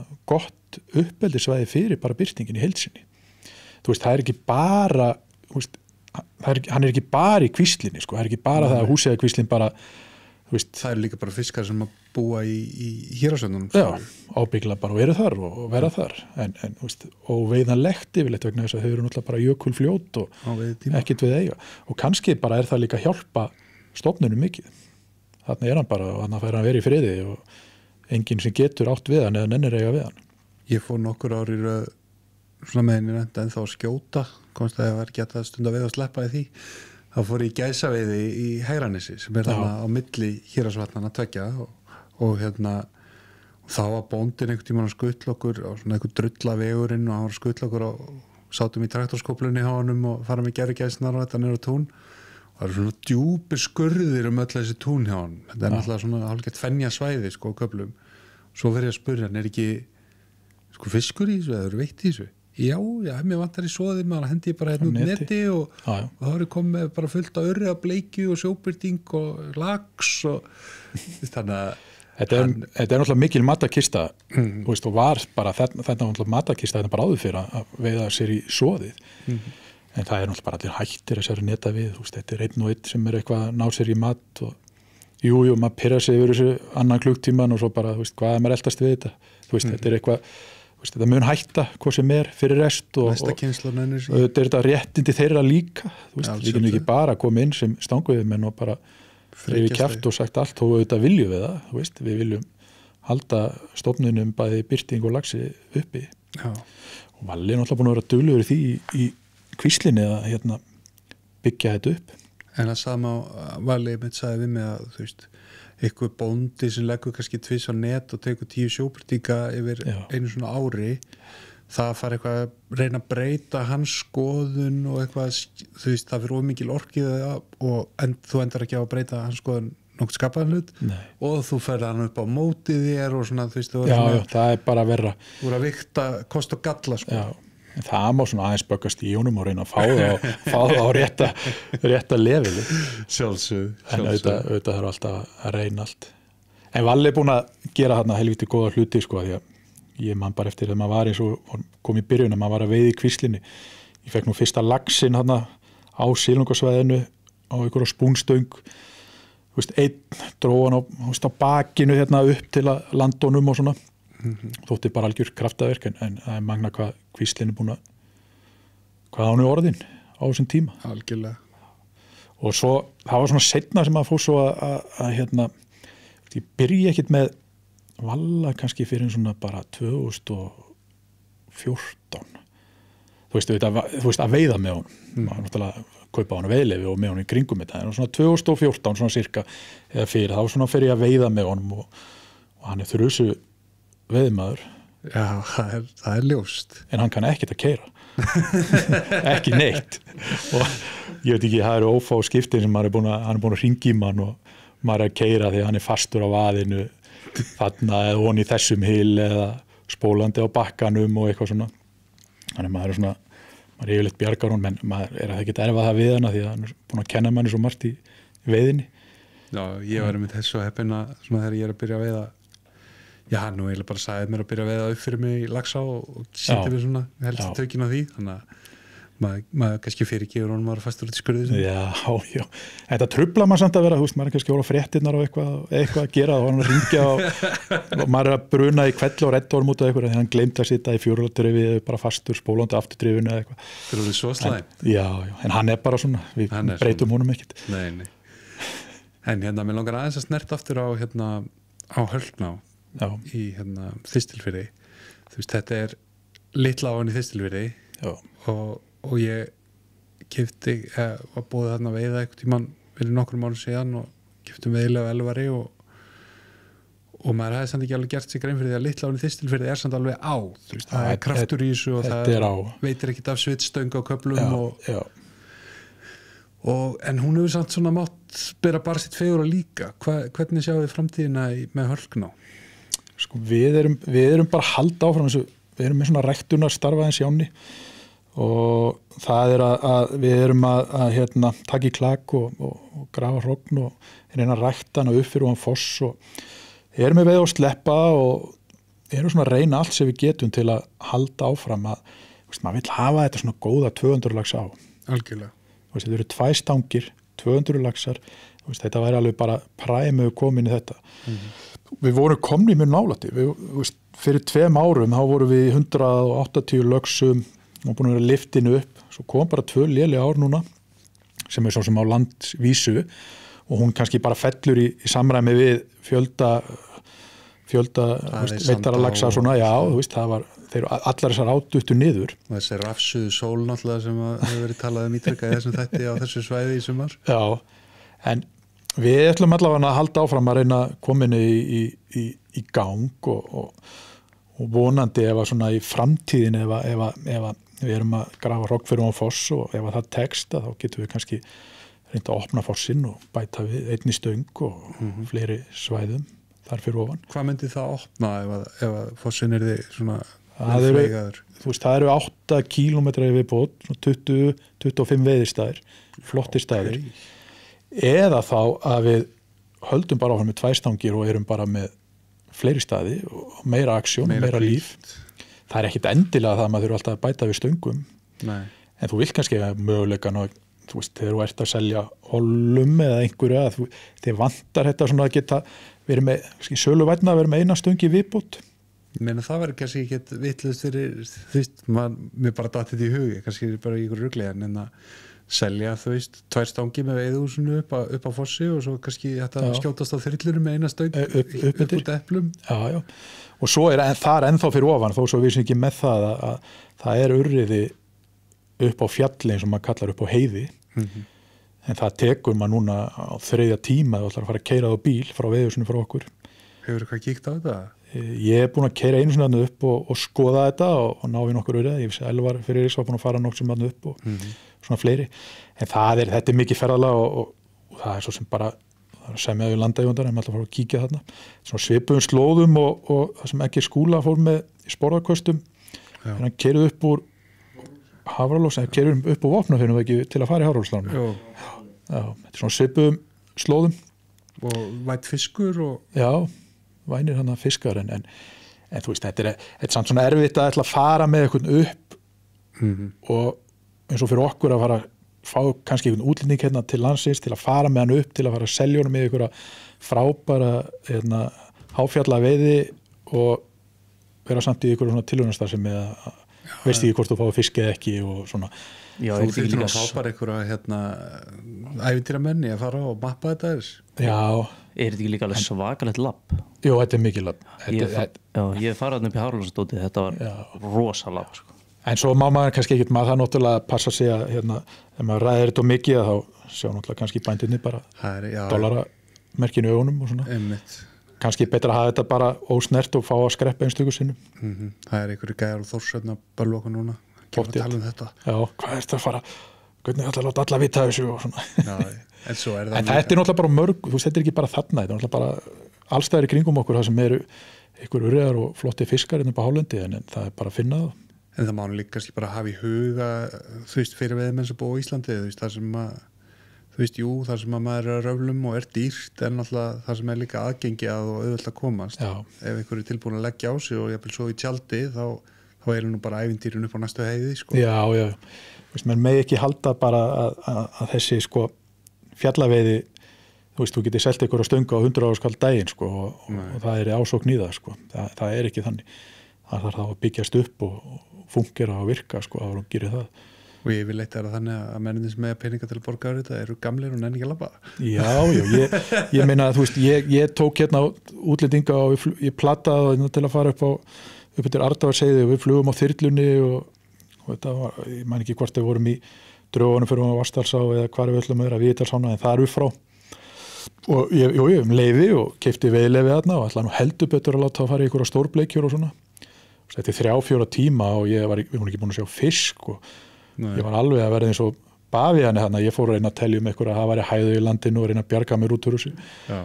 En ég náði samt, sko, að þú veist, þeir fóru allan að veiða og þú veist, ég kveikti varðeld og gaf þeim gott að borða og fyllti og svo bara í þyrlunleiðinni heim en ég var að bjarga mér aðeins út úr þessu.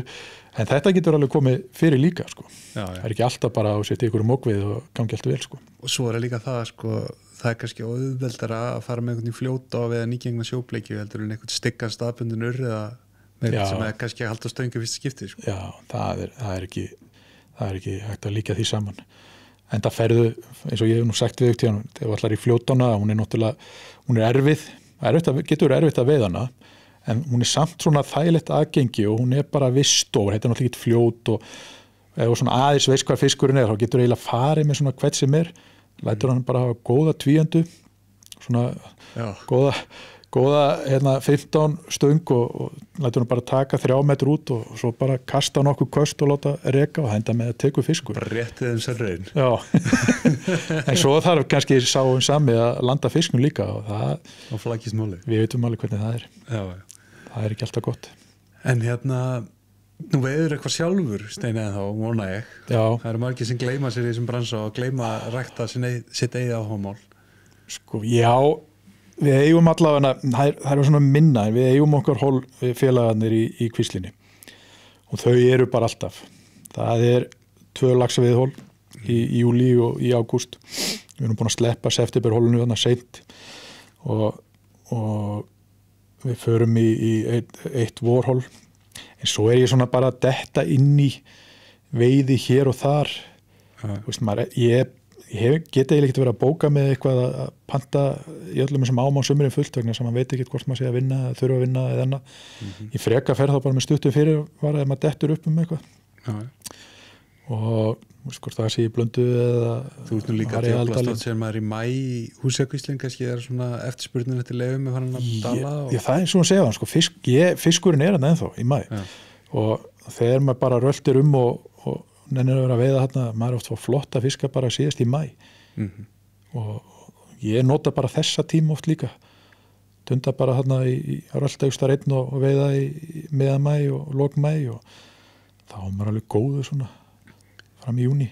Ég man nú eftir þið voru nú ekkert með leiguna, ég veit ekki hvort séu með þá þarna veiðin í Ósnum á Héraðsveitarnar. Við erum með það ennþá og það er samt mjög mikil kúnst að veiða sko því að það er náttúrulega yfirleitt þegar að fer að líða á einhvern litur í ána, litur í vötnin en þeir sem voru að náður voru náttúrulega bara með bungsökku og beitu og makril og lögðu bara út, það voru bara stangir hérna í bara metur á milli stanga niður eftir öllu svæðinu sem var kannski auðveldari veiði en ég nota þetta og ég fer oft í þetta og svona bara klári völurnar og farin út og fann að kasta eftir 5 mínútur heima frá sér. Tek klukktíma í þetta, 2 tíma en við höfum svona leyft þessu stundum að fylgja með kvístin líka menn geti fengið að fara nýrtir ef að er rólegt upp frá og pröfa að kasta í þetta en að halatrið var náttúrulega bara til að stoppa drápið á veiðinni partur af stóru myndinni. Ég manna mitt einu svona fekk ég að skjótast þarna koma þarna við á svona mjög vindarsum degi í lok september og ég held að þetta er algjör veisla maður og það var veisla en það var ekki veislega af mér, það var veislega af þessum 8 selum sem tóku þarna móti mér.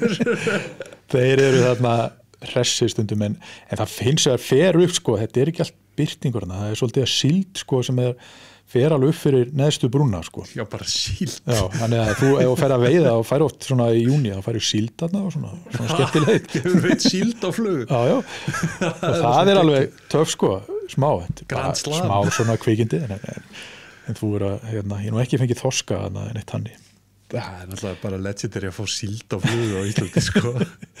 En þetta er mjög, maður nær oft þegar maður kemur á vinnunni svona þreyttur og eitthvað að hugsa eitthvað fínt að fara bara niður í klukktíma og kasta sko. Þetta myndaðir með síld og flugustöng? Nei, það er spurning hvort að sé ekki bara, ég reyna að gera það núna. Bara endilega, það voru að senda okkur sko. Það kannski útskýrir líka samikið hlutana af hverju þeir eru svona þykir sjóbyrtingarnir að...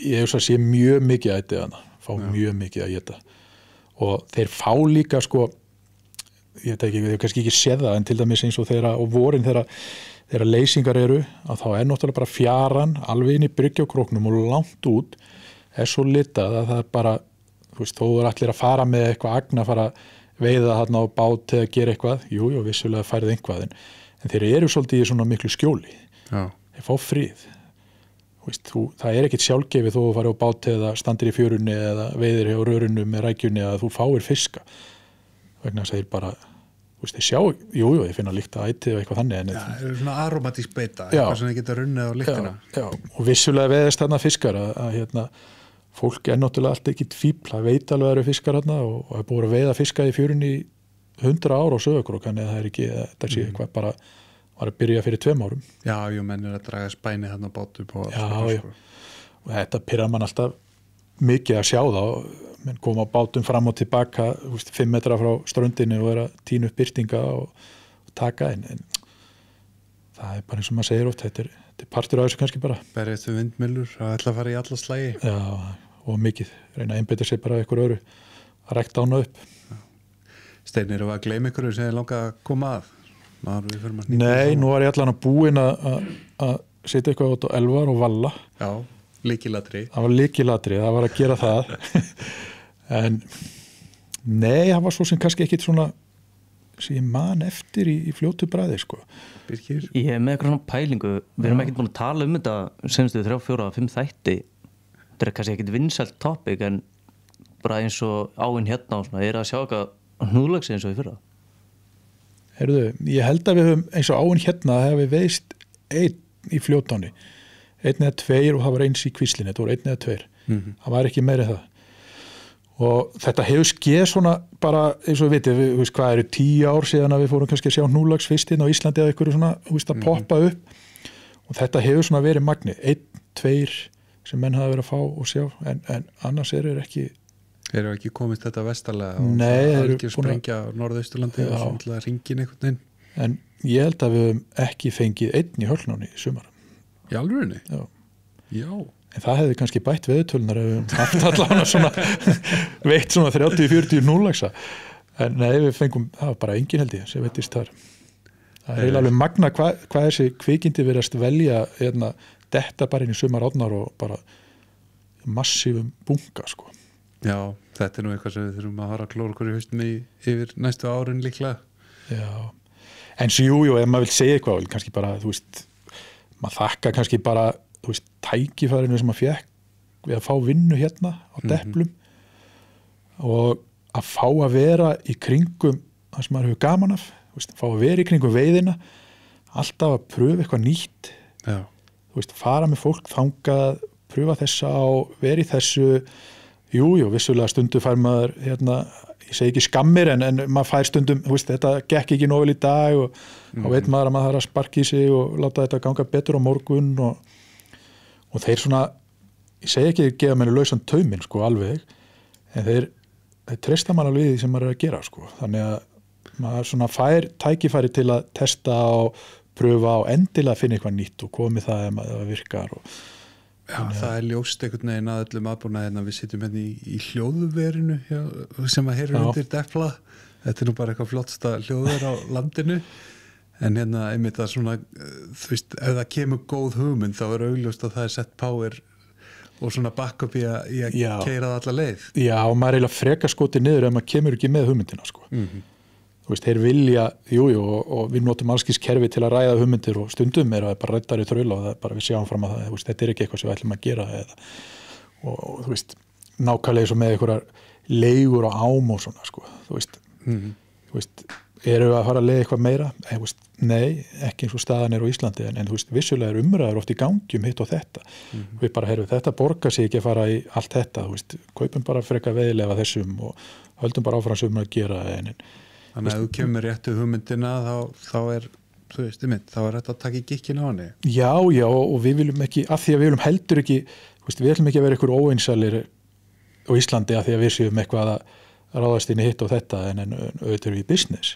Þeir eru fyrst og fremst að reka Depla þeir ætla ekki að vera risastór veiðilega sæli sem rekur líka eitt hótel, skilur. Nei, og það viljum við ekki og þú veist, mér fannst þið aðeins svona blóð tíðanbili farin að hann var nú fyrir hrun, sko, nei, COVID-ið, þá tala maður ruggla maður saman hrun og COVID-ið, sko. Já, þetta er eiginlega sama í ferðarþjónustu. Já, að þá fannst maður að vera svona, maður var dottið svolítið mikið inn á það að vera bara íslensku veiðilegsali.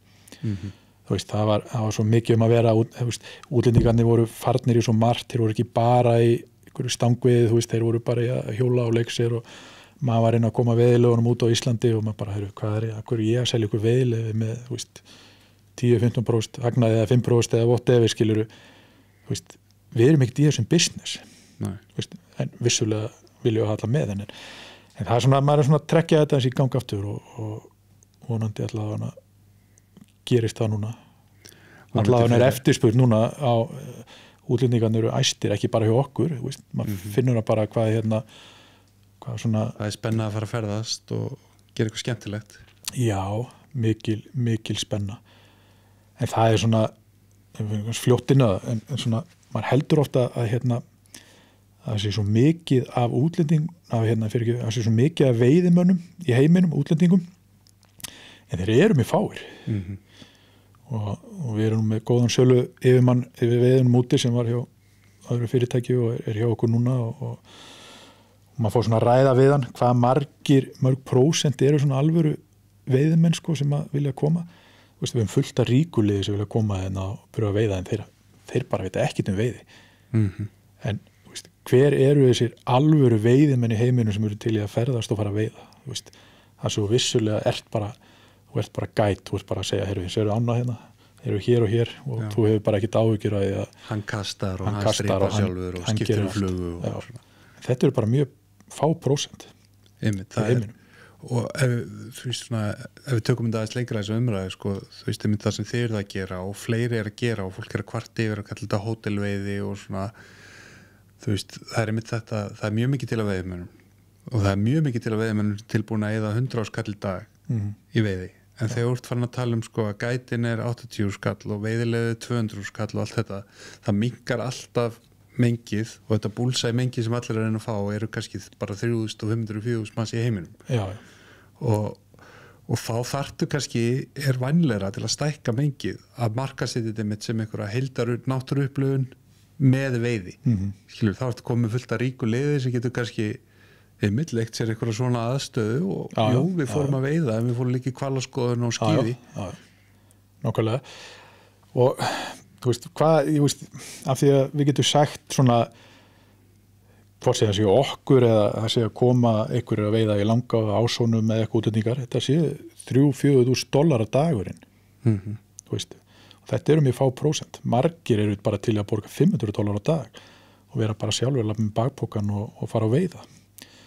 Þú veist, og við allavega viljum geta kannski, við reynum að halda þeim hóp líka sko, hjá okkur og reynum þá að koma þeim allan í samband við einhvern annan eða rædda því líka hann maður sé ekki bara búin að íta þeim út af markanum og allar ekki að hugsa þá af því að þú veist, við þurfum þessu alvöru veiðimenn en og einhvern tíma verða þeir kannski einhvern nákvæmlega en þetta horfum við hitt og konurnar koma og eru á deplum og eru í nutti og eru í lauginni og konur veiða líka stundum veiða, já, af því ég ætla að segja svo koma þeir og kíkja eftir hádegi sko, og veiða og fá 2, ég er að bjarga mér út úr þessu. En já, það er, þú veist, þessi brans er að þróast svolítið í þess átt, þú veist, þú bara sér hvað er að gera fyrir austan í kringum Radcliffe og Six River Project og Straumferðara og breytingarnar að veiði svona í þvera og svona, það er alveg ljóst að það er að reyna að finna nýja markhópa til að selja veiðilegunni. Já, það er það og þú veist, við getum þú veist, maður veit ekki ræða það núna en þú veist, maður skilur líka alveg Íslendingana sumir hafa áhyggjur skilur auðvitað get ekki, þú veist, en afvonandi verður ennþá til fyrir þá eitthvað, ég meina þú veist, það er mörg ár síðan að venjulegur Íslendingur hafið eitthvað efni á því að veiða sko. Það skiptir mig rosalega litlu persónulega máli hvort það kosti $2,000 að veiða í Laxá í Ásum eða 5.000. Já. Ég hef flýtt sko. Þú fær ekki hvort sem er. Nei, þú veist þannig að ef það kostar 5.000 og það skila sér til landið þetta og þeir sem eru bara að reyna að hámarka arðsynir auðlindar, þá er það bara frábært. Já, því að ég get kannski fengið vinnu við að gæta. Þá er ég sáttur. Já, og fengið svo kannski einhverja jaðadaga og eitthvað í kringu það, þannig að það telur allt saman. Af því ég er ekkit viss að við værum svona góðir og færir og mikið, þú veist, þetta er business fyrir marga gæta og annað að komast inn í þetta.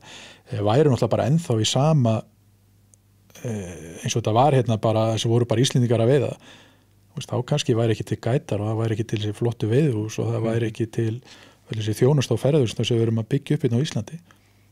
Þú veist, Ísland væri kannski bara eins og 1980 á hausnum með þá.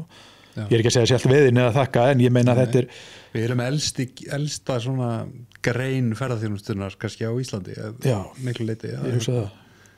Þetta eru túristar sem eru búin að koma hérna í 120-30 ár bara fast áður en að nokkuð fór að pæla í norðurljósum eða að skoða Gullfoss og Geysi sko. Já, og það var svo fyndið að heyra því að maður ræði við Óla Bónda í Hölkná sem er svona kallinn á svæðinu að maður held að maður aldrei heyrt til dæmis Hölkná þú veist, það er mjög stutt síðan ég heyrði Hölkná, en þannig eru bara búin að vera sko, þú veist, aldamótin voru ykkur frakkar og 1920 voru ykkur bretar hérna með ána og veist, 50 voru ykkur rússar eða skilur, þetta er búið að fara svona og alltaf búið að fiskur, alltaf búið að menna veiða og mörg veið, þú veist, búið að vera ábyggli 100 ár ykkur að þvælast þarna, en maður er bara ekki teirt af þessu. Nei. Maður hugsa bara hvernig síðustu 10 ár er búin að vera þetta og mann maður ekkert meira sko. Nei, en Steini, takk kærlega fyrir að taka svona vel á mót okkur hérna á Deplum og leiða okkur að nota aðstöðuna hérna hjá þér og náttúrulega að leiða okkur að kynast þér og starfseminni.